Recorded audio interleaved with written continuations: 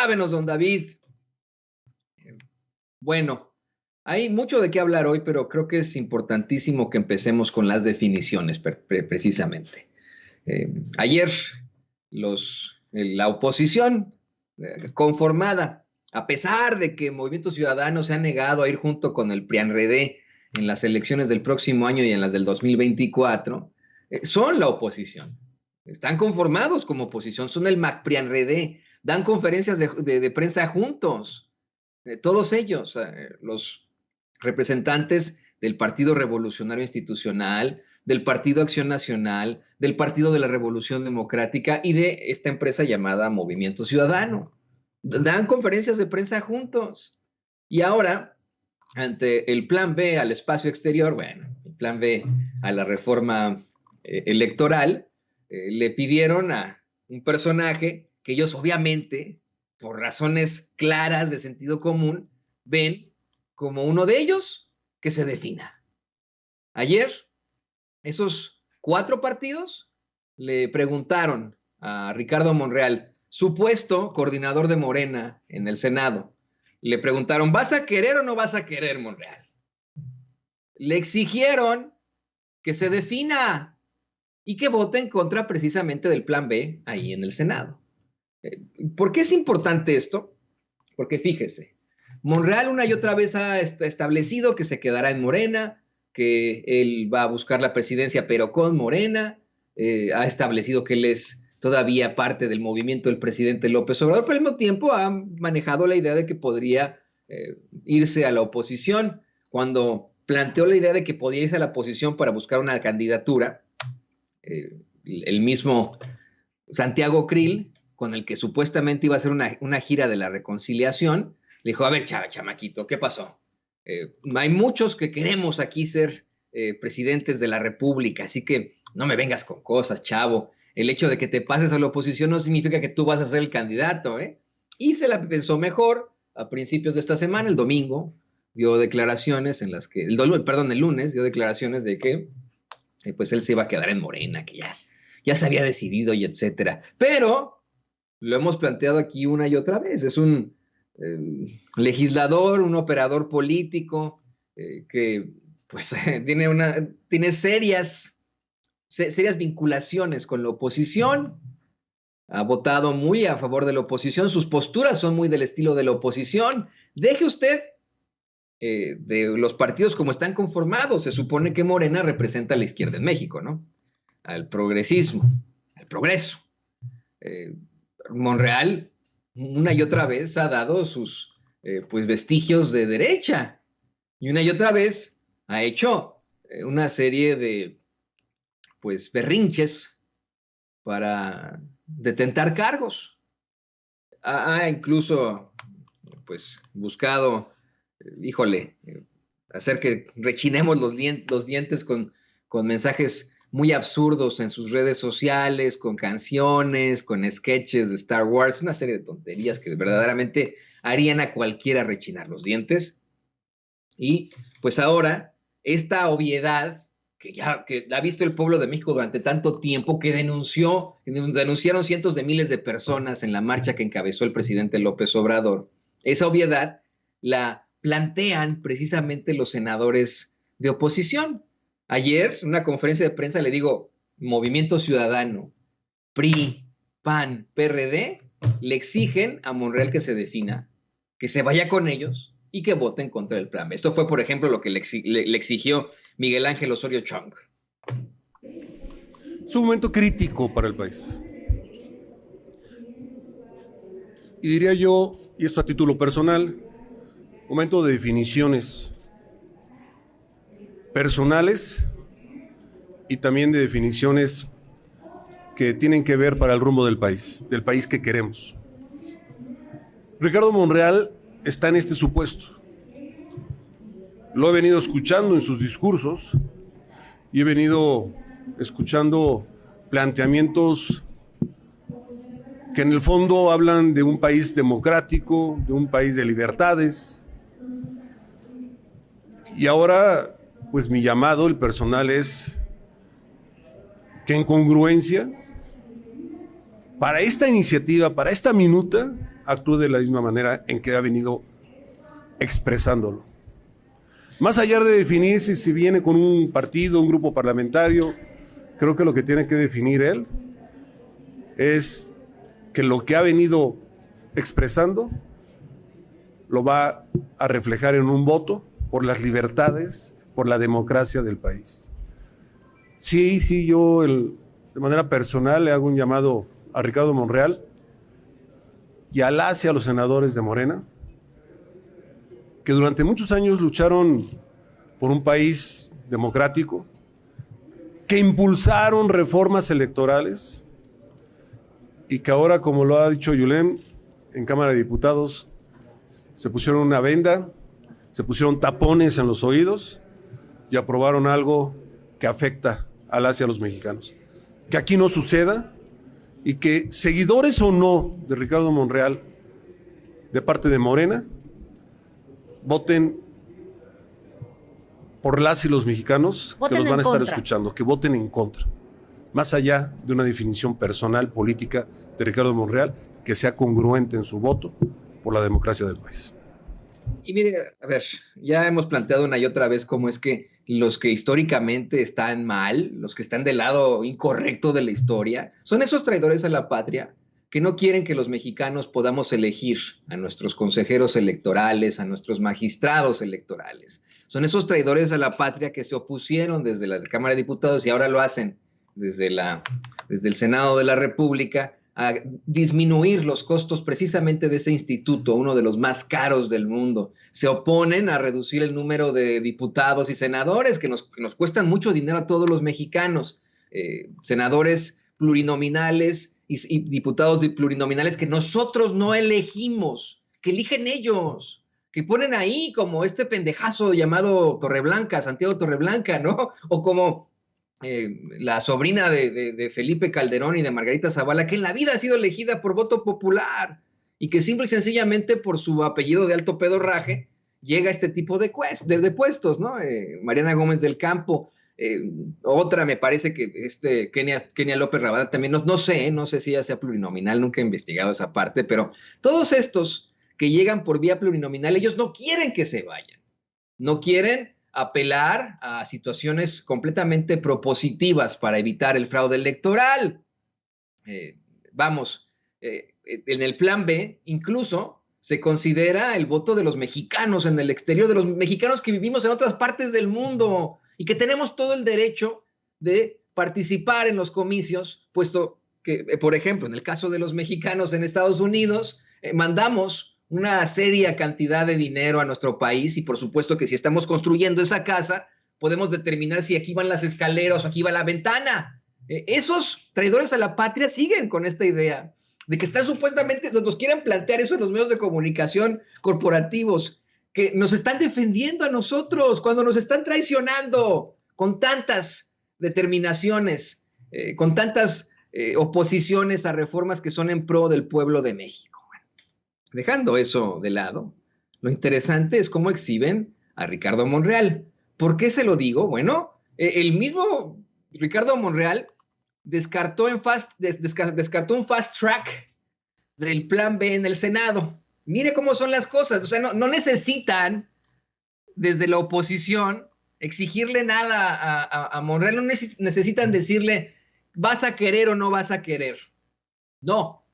De inmediato, el coordinador de los senadores de Morena aseguró que no va a haber una aprobación rápida, fast track, del plan B a la reforma electoral. Imagínese usted. Le voy a compartir una nota que publica la redacción de la revista electrónica Político MX. Dice, luego de que ayer antier Morena y sus aliados se impusieron en San Lázaro, aprobando el plan B de la reforma electoral de Andrés Manuel López Obrador, ahora el Senado se prepara para su discusión.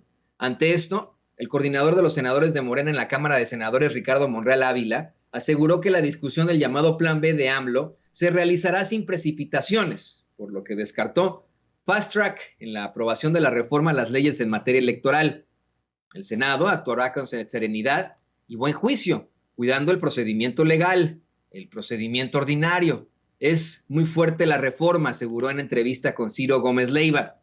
El morenista Agregó, nosotros no vamos a obviar trámites, haremos un análisis exhaustivo de la minuta, no es tan fácil, son cerca de 450 artículos los que están tratando de modificarse y vale la pena estudiarlos, hacer un análisis racional y profundo, dijo al ser cuestionado sobre si en el Senado se aprueba en noviembre o hasta el periodo ordinario que inicia en febrero. Y a ver, ¿cuál fue la necesidad de que el martes por la noche, miércoles en la madrugada, se aprobara de inmediato el plan B? Bueno, pues diputados de oposición, los diputados traidores a la patria del MAC-PRI-AN-RD, votaron en contra de esa reforma electoral que la mayoría de los mexicanos queremos, ¿no? Bueno, ayer el presidente López Obrador incluso llevó al secretario de Gobernación, Adán Augusto López. Es más, perdón que lo eche al agua, don David, ¿cree que nos pueda conseguir ese clip del el secretario de Gobernación, Adán Augusto López, explicando